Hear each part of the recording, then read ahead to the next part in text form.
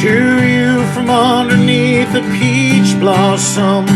It's time for an episode of Be Awesome.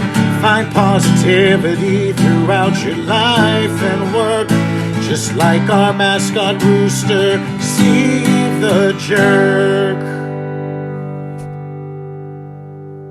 Hello and welcome to another episode of the Be Awesome podcast. This is a good one. I'm your host, Joshua Peach, and Mark Resnick is not with me. However, I do have my new puppy, Bowie, who is supposed to be a bloodhound, but as you can see if you're watching, is definitely not sitting on my lap. He's probably going to lay down soon. He just had to get some vaccines, and we were running late, and we just came to the studio, and here he is. So this should hopefully be relatively uneventful. He looks like he's getting ready to take a nap on my arm.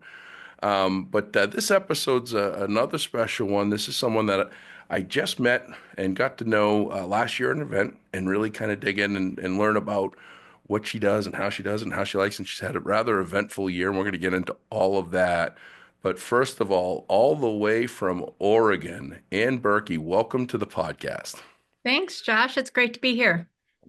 Happy to have you here, and you can now be the first podcast. I think this is the first one with the dog. I did a recording of one last week with Brian Ondrako on the Just Get Started podcast. Bowie had to hang with me, but this is the first Be Awesome with the dog. So All right. you are the first to experience the Bowie episode. Well, he's very cute and looks very sweet. He looks like he wants to hide, maybe. And I can't help but notice just every once in a while you move your head just the right way, and there's a Be Awesome sticker there on your board. So thanks for. Oh, yes. Yep. Yep, there it is, right there. Yep. And So you see some shirts in the back that I give away for my special crew. good, but you still got some left. That's good. Yeah. So let's get into it. Tell us a little bit about who is Ann Birky. Well, I am from Bend, Oregon. So this is where I currently live. We're right in the middle of the state in the Cascade Mountains. It's really beautiful here, and I work for the Bend La Pine Schools. We're the fifth largest school district in the state of Oregon, and I'm a facilities support supervisor here in the maintenance department. I've worked for the district for 18 years. Started as an assistant purchaser, and now I'm in the maintenance department where I've been for the last 16 years, and so I help manage all of the facility use. I pay all of our utilities for the district. We have 33 schools, and we have about 3.2 million square feet. So we have a crew of 40 maintenance men and women, and just really enjoy my job. I get the opportunity to go to conferences and meet with my peers. And as you mentioned, I got to go to the NSPMA in Nashville last year, and now I have a much bigger circle of friends after being in NSPMA, and I'm looking forward to it again this year. Yeah, So. April in Washington, D.C. And you're also the president of the Oregon School Facility Manager Association. President-elect. President-elect, I'm sorry. I will be in April. Yeah, I'm jumping the gun. So, well, that's great. And what do you do for fun? Oh gosh, we have an RV, so we do a lot of camping. I love my dog. We're unfortunately down to one Great Pyrenees. We lost our rescue boy Rex back in August, but have a real passion for the livestock guardians, and was in rescue for quite a few years. Started a rescue back in 2020 called Great Piers and Paws, and just have a real heart for the animals. Love to cook, and just spend time with my husband. We're empty nesters, so Nice. we get to come and go as we want. Yeah, yeah. Well, when you said about getting another dog, Bowie started getting up. He was just about asleep. Up there he goes. He's like, you say, get another dog. He's like, I'll go over there. You got a pretty Code good word. I'll try not to say like He's treat got a or good he's got a good ear, and he gets excited when somebody else says, I want to get a dog. He's like, maybe I'll go check out their place. yeah. So that's all great. Now, all good stuff that you're doing and that you've done, and you're a public servant and dedicated. Now you know how I love people in your profession. Something that I'm always curious is um, how what's it like being, for lack of a better word, one of the few females in leadership and facility management in public schools. And is that the case in Oregon? I don't have I'm going out to Oregon, as you know, in April, but Mhm. typically around the country, it's a pretty few and far between. Yeah, I started in the timber industry, so I was a buyer for a particle board plant for Willamette Industries. That was prior to Weyerhaeuser buying out Willamette Industries, and that was a very male dominated position and industry. And so my professional career has traditionally been in more male dominated industries. I enjoy it. I grew up with two older brothers, so I was pretty tough. Yeah. But I work with a great crew, and I feel like I've really been given a lot of opportunity and support the men in that I work with in this industry. So, I see a lot more women coming up that are doing, directors of custodial and a lot more women in maintenance and just in leadership roles. So I think the tide is really changing, and I think Oregon is pretty progressive in that. Yeah, no, I'm seeing it, in my career. And for those of you that don't listen to my other podcasts, I actually have a Be Awesome at Facility Management podcast that's solely on facility management expertise, experts in industry around the country, for specifically in the education space, because that's my knowledge. And when I started in this 28 years ago, there were zero women in the leadership roles in public facilities. And I've seen the first one I saw was Sandy Cashin and Dennis Yarmouth in 2004. And she was a trailblazer. And then Denise Maroney, who's now in Watertown for Massachusetts anyway, another one. And then you just see, Christina Renault, who was in Plymouth for a short period of time. And they're just amazing. And they bring a different lens, a different view, and some new aspects and ideas to the industry that I just absolutely love. And I hope that continues to grow. And it's really, it starts with women like you that started, 19 years ago. And you know Yeah. I've yet to hear any woman in the industry say, like, anything really earth-shattering, like that there's like this. Most of the time it's like, I never even, until you ask the question, I really didn't think about it that much, or it just wasn't a challenge. I just stepped in and I put my shoes on one at a time, just like anybody else, and I went to work, and I earned what I got, which is respect and admiration from my peers and from my community. And that's about all you can ask for, whatever you are. Well, and I think a lot of women are doing more trades now. It was always the men were the plumbers and the electricians and the carpenters. And it's not because we don't want to hire women into the maintenance department. It's because we just don't get them applying for the positions. And we just actually hired two women, one into our carpentry department and one into our outside services department. And they're amazing. They've been in the construction industry and they just are doing amazing work. And we have a summer mow crew, and traditionally we have quite a few students that want summer work, and so we have young women that are applying and out there on the big mowers and driving trucks and pulling trailers and equipment, and that is exciting to see. And I think that with all of the CTE programs in the high schools, we're going to see a lot more women in the trades and doing the trades that were traditionally more male dominated. So, and I think, when I was in Nashville, I saw a lot of women Hmm. in that were at the conference in leadership positions, and so I think it is changing. Absolutely. It's changing so much that at that event, so I've known that association for 28 years. It's been around for almost 50, and it was amazing because last year was a turning point because they typically have a wives, like I think they called it a wives program, which is that there would be like a field trip to someplace or to do something. And last year was the first time that I saw husbands going on the field trips, which Yeah, was and you may see mine this year. yeah, exactly. And So I told him he yeah, could go yeah, you gotta go. on a field trip with the wives. Yeah, yeah. I mean, let's look at the numbers game over there. Oh my God, it's the role reversal happening here. So, Hmm. which is, but that's great. I mean, I think that it gets rid of the stereotype, it gets rid of the stigmas, it gets rid of all of the stuff that would potentially keep others from saying, I think I'd like to do that. It's like someone sent me, I think her name's Barbie the welder. Have you seen her?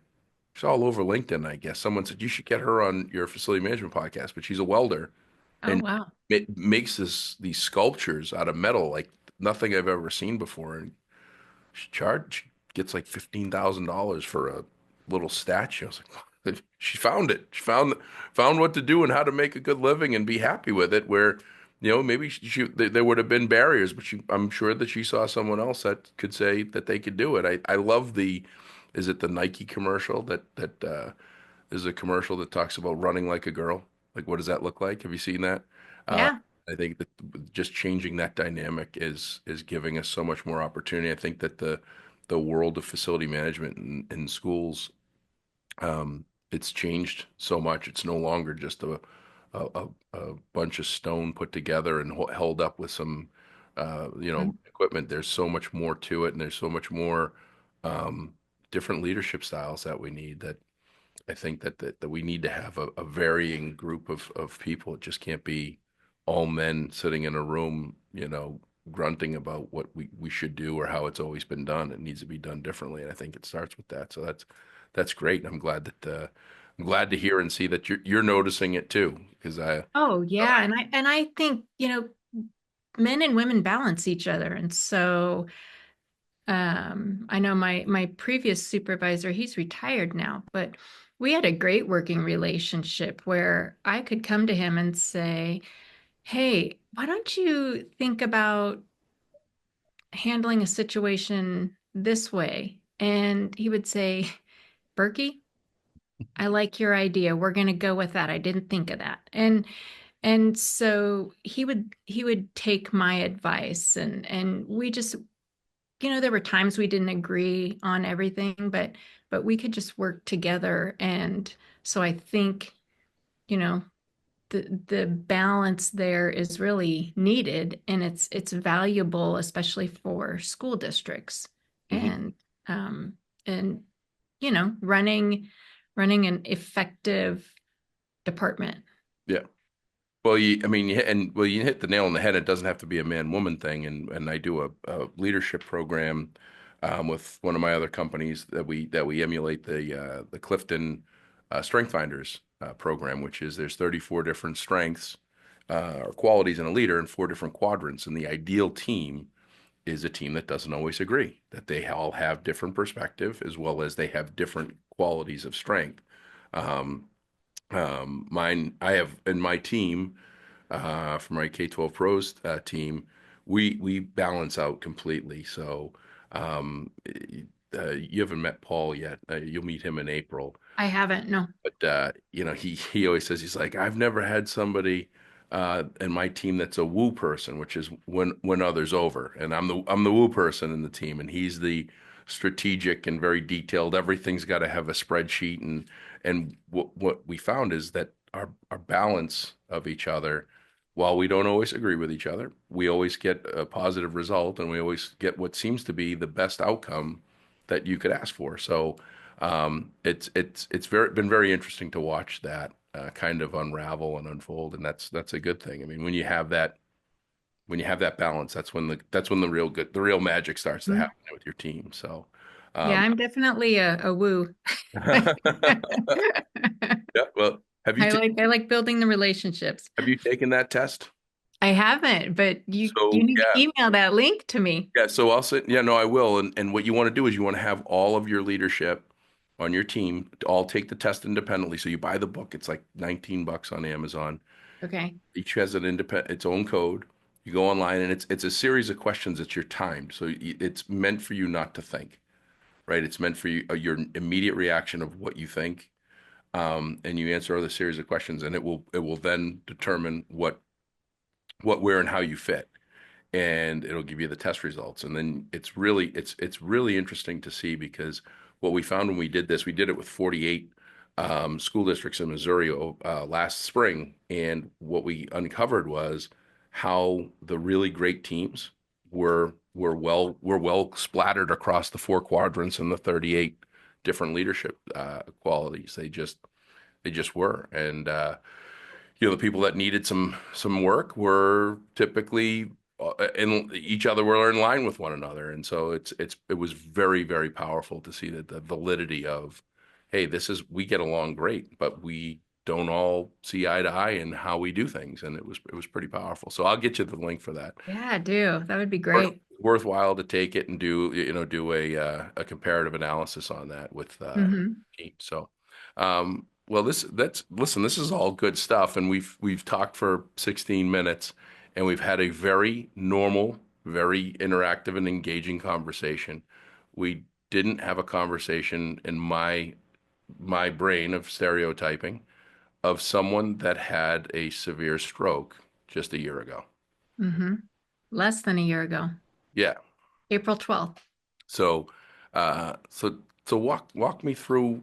See, here's the things that I don't think many people, myself included, I think I've gone through I've not gone through what you've gone through, but I've learned what you've gone through and tried to understand it.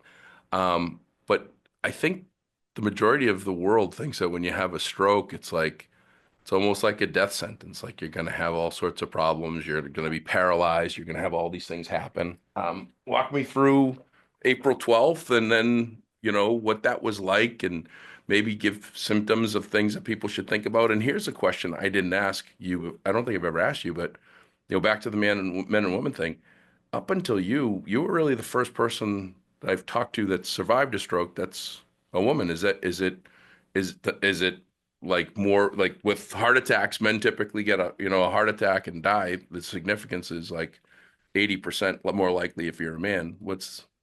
Yeah, this, I don't know the exact statistic, but it's a pretty high statistic for women. Mhm. And I it was crazy because I'm one of the healthiest people you'll ever meet. And I woke up with a headache on April 12th behind my right eye, and which is odd.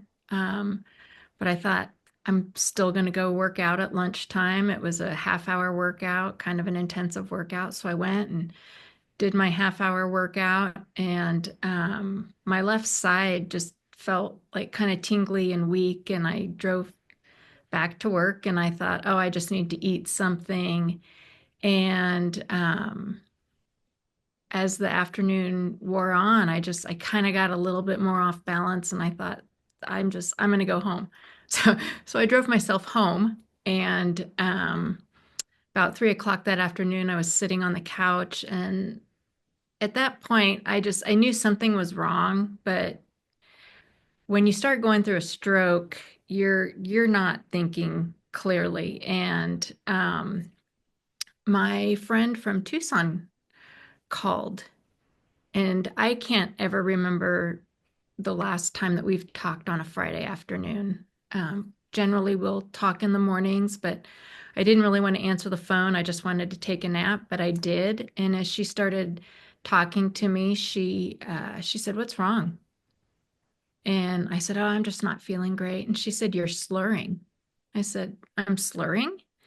And she said, "Yeah, you sound like you're drunk." And I said, "Well, I'm not. I haven't been drinking. I just came from work." And she said, "Go look in the mirror and tell me if one side of your face is drooping." And I said, "I can't get up."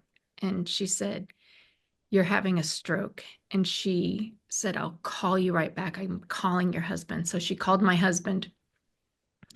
And I don't know how fast he drove, but he was home within probably 10 minutes and we called an ambulance. And so I got to the hospital about 3.5 hours after my workout, which when you are having a stroke, time is of the essence. And it ended up that I had a hemorrhagic stroke. So there was a blood vessel in my brain that had burst. And they immediately start giving Happen? Like, is that just something that? they so I just had my last MRI. I just got cleared 100% by my doctor. He said, go work out, go do whatever you want. Just go live your life. We'll never know what happened. They don't know why. I have no risk factors. I don't have high blood pressure. I don't I'm not overweight. I work out. So it Well, was just, yeah, it's just a conundrum. So, but by the grace of God, I survived. I spent 13 days in the hospital. I was actually in the inpatient rehab on the seventh day, so I spent 6 days there. And there was one of our high school principals had a stroke exactly 2 weeks before me, and so we ended up in the hospital together. And um, it he same with him. He had been working out and had a stroke that evening, very healthy. So it's hard to know, but got through it. And I think the fact that I was in such good health, I was really strong from working out, really aided in my recovery. And really, the only thing I have symptom wise is that when you have a right side stroke, it affects your left side. So I still have a little bit of nerviness and tingly and little loss of feeling, but other than that, I'm healthy. So, see, that's amazing. I get the call that this had happened. Obviously, we've got some mutual friend, Sean Melendi, mhm. and I think he was the first person that found out and had called me, and he said, you know, Ann Birky had a stroke and it's serious, and she's in the hospital, and she's going to be there a while, and I immediately was like, wow, this is serious, and you know, didn't know what to think, and then it was like within 30 days you were home, and I was having like a conversation with you, like nothing happened, and I was just blown away by that. Um, that just the how you recovered and how you've persevered, and I think that was, I'm sure that your health before it obviously helped, but your determination, your drive, um, and your resilience to get better was part of it too. What is it when you were in there? Like, when you said time is of the essence, like what does that mean? Like if you have a stroke and you're like, is there like a timeline that they have that says, within the first hour this could happen, within the second hour, and then after like the hour, whatever, it's good night. Well, every stroke is different, but the faster you get to the hospital for treatment, the less damage there is to your brain. So blood to your brain is poison. So there's, two kinds of stroke. There's the ischemic, which is a blood clot, and then there's the hemorrhagic, which is what I had. And blood kills the neurons, which don't come back. So the more neurons that the blood kills, the more damage there's going to be. And so I was just very fortunate because of where the bleed was and the side of the brain. So a bleed on the left side would have affected my right side, but it also affects your speech. Mhm. Um, it the motor skills, the swallowing. It can affect the cognitive. So I was very fortunate in that sense. And so yeah, there's a much better awareness here in Central Oregon because of Stroke Awareness Oregon, the board or the organization of which I'm a board member now. and they work very closely with the local hospitals, and so when somebody calls 911 and says, I'm having a stroke, they will, the ambulance comes, and as they're on their way to the hospital, they are talking to the hospital about what the patient is going through. And there is now a whole team that comes out to the ambulance and meets the patient. So it's a neuro team that comes out and just starts triage immediately, because the longer a patient goes without treatment, the more severe um, the damage is going to be. So for me, they didn't give me the blood thinners because it wasn't a clot. So the first thing they'll do is get you in for a CT scan or an MRI, because they want to see where the damage is and what it is. And so they started giving me high doses of sodium, which helps um, stop the bleed. And one of the things that when they put me on the sodium, they put me on fluid restriction because my kidneys work so well. It Yeah. was getting rid of all the sodium, and so they wanted my body to retain all the sodium, which aided in the hemorrhagic stroke. Do you think you would have done anything had your friend not called? Do you think you would have just sat on the You couch? know, I was going to just take a nap on the couch. I asked her, I said, why did you call me on a Friday afternoon? And she said, I felt prompted to call you. Like she said, I felt like I had to call you. Hmm. So, I've shared this with you. I have a very strong faith. I grew up in a Christian home, and I have no doubt that there was divine intervention, Yeah. because I would have been a lot worse off, because I was gonna just lay on the couch and my husband would have gotten home 2 hours later, Yeah. and I would have been in a much worse state. So, Yeah. No, I'll tell you I don't think it necessarily comes down to a religious belief as much as just a general belief that there are things that happen in our lives that we're put in hmm a position where there's an opportunity to do something amazing for someone, and could be saving their life, it could be saving their day, it could hmm any number of things. And I was just thinking about that, like, man, if she hadn't called and talked to you and then felt that, you could have gone a period of time and it could have been too late, right? right, right. Yeah, and that's just amazing that that all kind of kind of put into play. Yeah, it's it's been a journey. I remember being in, with my physical therapist when I was in the inpatient rehab, and he said, do you get depressed? And I said, no. And he said, are you always this happy? Like, you had a stroke. Why are you so happy? And I said, I'm alive.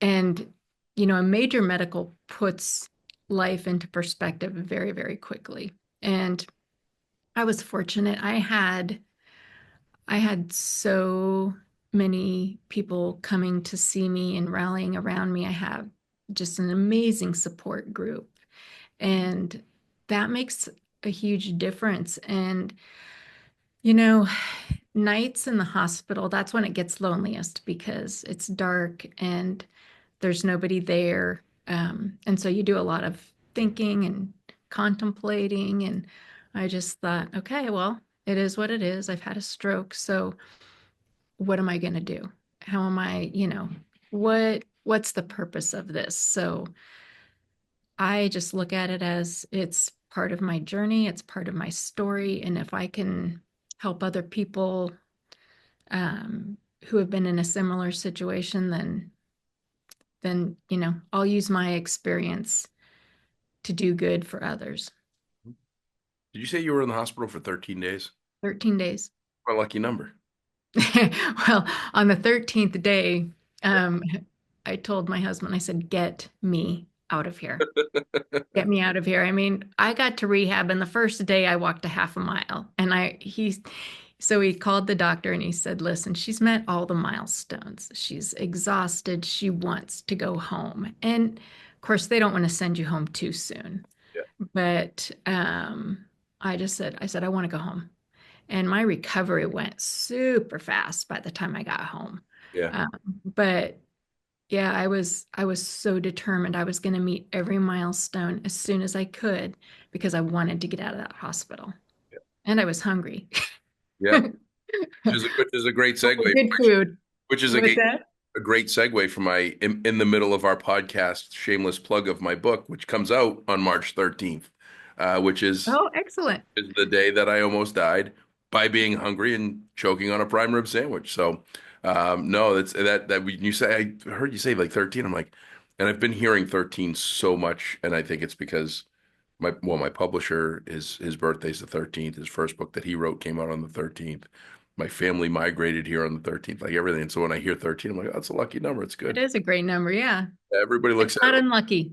Yeah, everybody looks at, well, yeah, they look at it like Friday the 13th movies, or that it's unlucky. And for me, it's one of those lucky things. Can you believe this dog? He's, He's I don't want to say Yeah, no, anything.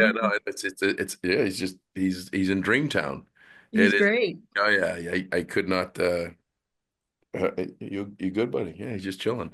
Um, I just can't believe his level of patience in the podcast today, right? Adam, look at this. You thought he was going to come and chew on your ankles, didn't you?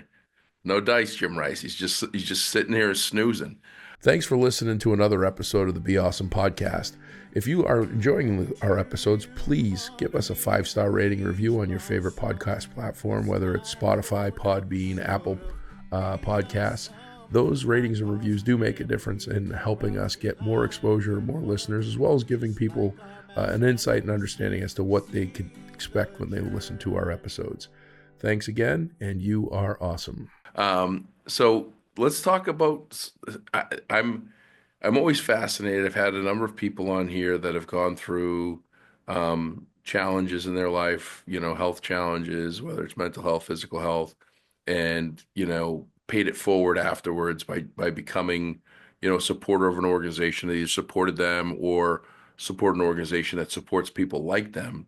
And I didn't know that there was such a level of advancement of awareness for strokes, you know, nationwide, but specifically in Oregon. But you're not even a year in recovery, and you're already. I saw you on the front of a magazine cover, I think, the other day, right? Was that? Right. I wasn't seeing things. Okay. So you're already on the front of a stroke magazine cover. So how did that all unfold? And was it just like, hey, I made it and I want to help others, or was there, how did that all transpire? Because we haven't even talked about this. I You know it's a sent crazy me a note, story, sent Josh. me a note that Just I'm on the board, and then all of a sudden I'm seeing on the front of magazine covers. I'm like, whoa, wait a second, famous. so I don't know if it was, the good Lord was preparing me for the stroke, but several weeks before, so like right around the first part of March, um, a lady named Carol Stiles, who's the executive director of Stroke Awareness Oregon, called me. And in my position, I manage facility use for our district. So she was looking for an auditorium venue because they were having a big fundraiser, and Randy and Mary Travis were coming, and it was going to be at the beginning of May. And so I worked for about a week just trying to align the stars and see if we could facilitate her request. And I called her back. It was a few weeks later, and I called her back and said, "Hey, I finally found an auditorium in our school district that will work for your event." And she said, "Oh, I was going to call you because we had to make a decision. So we're going to do it at another venue, but thank you and we'll keep you in mind." Well, 2 weeks later, I'm in the hospital and I send Carol Stiles an email and say, "You will never guess where I am. I've had a stroke." And after I got out of the hospital, we got connected and we've become great friends. but in October, she asked me to join the board of Stroke Awareness Oregon. And I had started going to the in-person support groups, had met Lanae Hunter, the amazing woman who is the founder of Stroke Awareness Oregon, and some of the other volunteers, and the principal that had a stroke 2 weeks before me. He comes to the meetings. I saw him at PT this week, and we're going to do an event at Crater Lake, and it's called Ride the Rim, and it happens in September. And there's 2 weekends where Crater Lake closes the rim ride around the lake to cars. And so we're going to gather a bunch of stroke warriors, and we're going to go ride the rim down at Crater Lake in September on our bikes. How far is It's about that? 25 miles. Wow. Yeah. Wow. That's pretty impressive. Okay. But my bike is electric. I do have a throttle. Oh, all So there right. may be Now a little bit of cheating, count me in if that's but there's allowed. some big I uphills. yeah. Yeah, it's been great. I have made a lot of friends. I've met new people. I've gotten to share my story, and they did a 28-page magazine, and it's throughout Oregon, so it went out to 30,000 publications. Yeah. So, or they did 30,000, and it's in newspapers all across the state. So it's just to bring awareness to stroke and stroke recovery, and it's for the families and the caregivers, because being a caregiver is a tough job too. So, Yeah.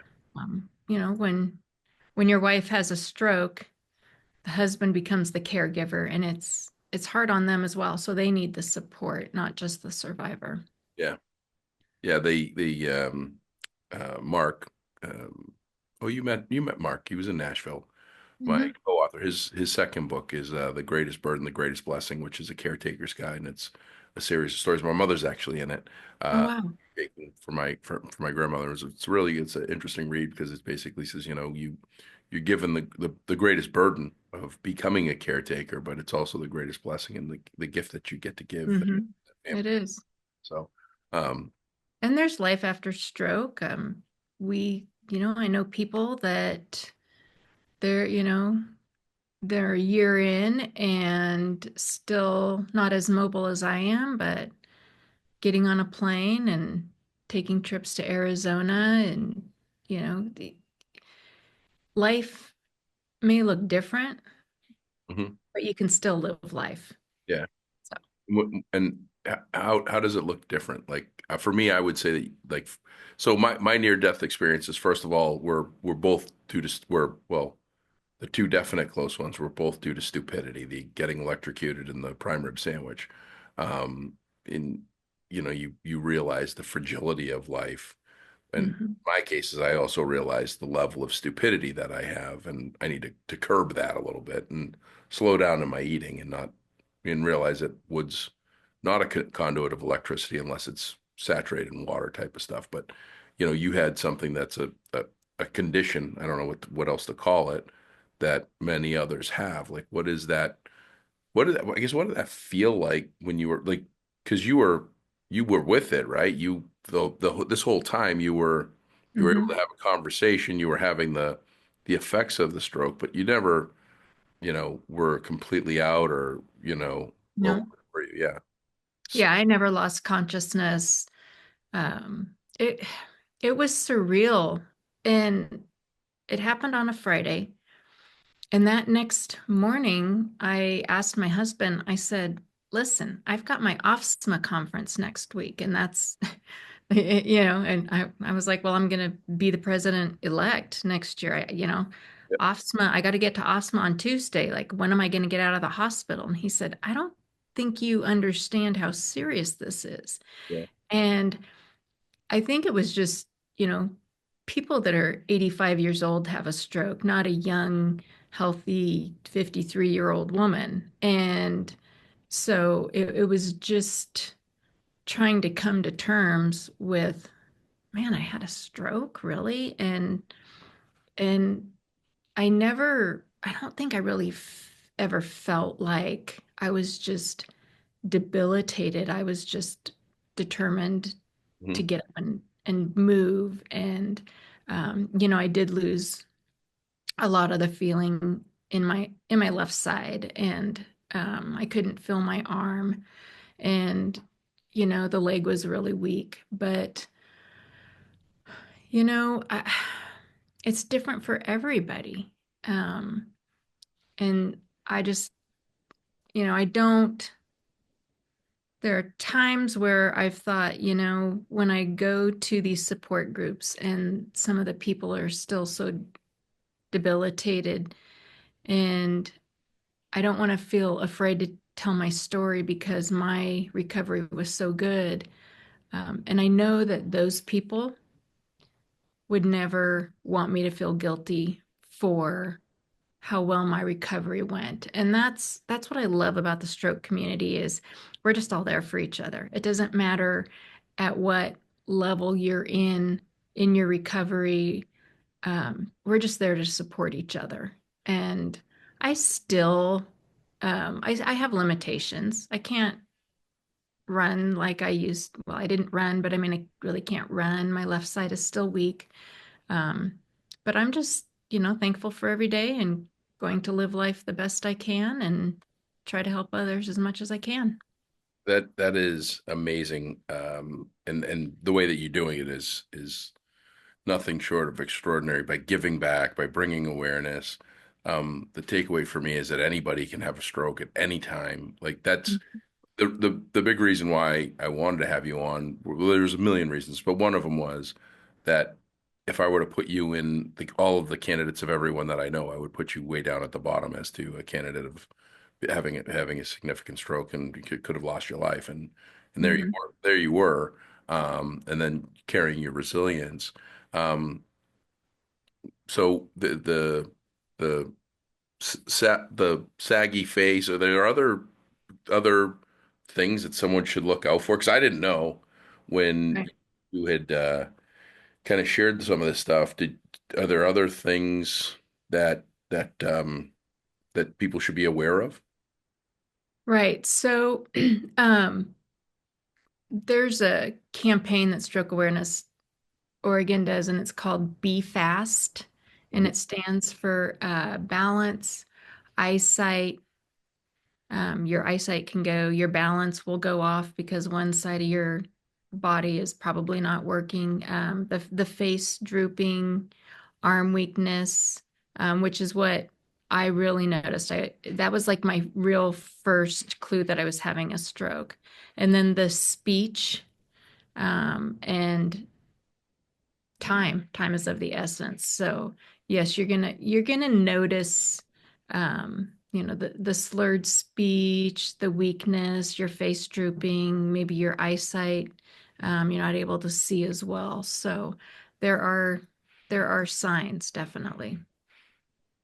Okay. Well, and they can get where they can get more information from you at the Stroke Awareness Oregon. Is that, I mean, that's a universal. It could be someone in Massachusetts learning from. How do they find that? There are organizations all across the country, but Is it every state has a stroke awareness group? no, no. There I don't know if every state has one. I know there's different organizations in some states, but strokeawarenessoregon.org is a website where people can go and find resources and look at information and see the BeFast campaign that tells them more about that. So it's I would have even I never even thought about stroke. Yeah. And then I got thrown into that world. So you don't really think about it until it Yeah. happens. Yeah. No, it's amazing, and I'm going to put that Be Fast in the show notes to make sure that people know what to look for, as well as the Oregon Stroke Group that you're part of. Yeah, I'll send you some cards. I'll send you Yeah. some Be Fast cards. You can give them to Oh, your that'd friends. be great. Like I said, I didn't know anything Hmm. up until you. Everyone that I've ever heard had a stroke were people that were older and health. candidates for other health things, and that's why this was important for me, was to try to give people awareness and let people know how awesome you are and the work that you do and the work that you've done up to now, and that you're just getting started because you've got Yeah, and second my second. neurologist, he told me, he said, I've seen a tremendous increase since 2020 in 18 to 55-year-olds Yeah. having strokes. So um, the magazine cover that we did, it was myself, and then the gentleman was the administrator, the other Ben Lapine Schools Mhm. employee, and then the gal Alicia, she was in her late 20s when she had her stroke, and the title was It Can Happen to Anyone, and it is happening to people that are younger, but there's just more awareness now, and so we're helping more people because there wasn't the resources, and now there are a lot more resources. That's awesome. Well, thank you for all that you're doing. Thank you for your friendship, first and foremost. Oh, thanks. Yeah. I was actually in July when you called me, I was actually at Peach Beach RV Park, and I looked at my phone and I looked at my husband. I said, "Hey, Josh Peach is calling." There's a sign for you. Yeah. Yeah. No, no, it really, it's been my journey of adding great people in my life is something that I'm just amazed by it, because it just seems like I keep meeting great people. I'm like, wow, these just so lucky to have these people in my life, and you're one of them. And I look forward to my trip in Oregon in April. Yeah, it's going to be Uh, great. going to be awesome. And President-elect, we're not going to let you down, and we're going to get out there and deliver a keynote to your group. Yeah. Exciting. So, Oh, um, there's Joe. Say hi to hey, Joe. hey, Joe, Joe's getting work done.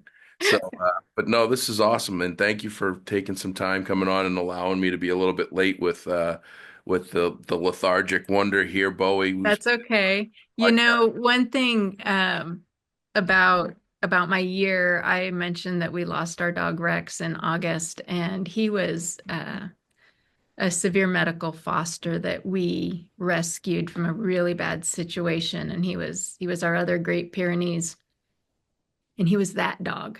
Yeah, Everybody has that dog, yeah. and the loss of Rex was tougher than dealing with my stroke.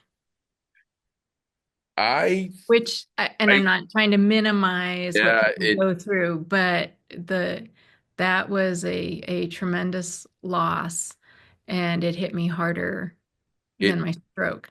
it is it these dogs do a number on you, and They this guy do. very quickly has, and that what I will close out with on this, before I thank you one last time, is Bowie came from MSPCA, ASPCA, whatever you want to call it. Uh-huh. We have become shelter adoption parents. We had some pedigree dogs that we've had in our life, and they were great, but I'll tell you, there is something about rescues that just it's a whole nother level of love that they have. I mean, he always. It is. And they know, Oh we yeah. have, my other girl, Remington, she's 10 years old, and I know she misses Rex, but two rescues, and we'll rescue again. Yeah, well, I They are can't wait. pretty awesome. I can't wait, and you will do the next episode, and they can sit on your lap. So, no, this has been great. Thank you so much. You are awesome, and Thanks, Josh. I appreciate the time and letting me tell my story, and it's always good seeing you and chatting with you. And I'm excited to get to DC and see you there, and yeah, have you come to the other side of the states. sounds good. You keep fighting the good fight, and we will see you in 2 months. All right, sounds great. Thanks, Josh. That will do it for us. Another episode here. The book is coming out on March 13th. It'll be 1 week to the day after we put this podcast out, because it's going to come out a week from now. And if you want to get that, you just go to beawesome.com and go to pre-order a book. So in the meantime, if you can be anything, be awesome. Have a great day, everybody. Come to you from underneath a peach blossom. It's time for an episode of Be Awesome. Find positivity throughout your life and work. Just like our mascot rooster, Steve the Jerk.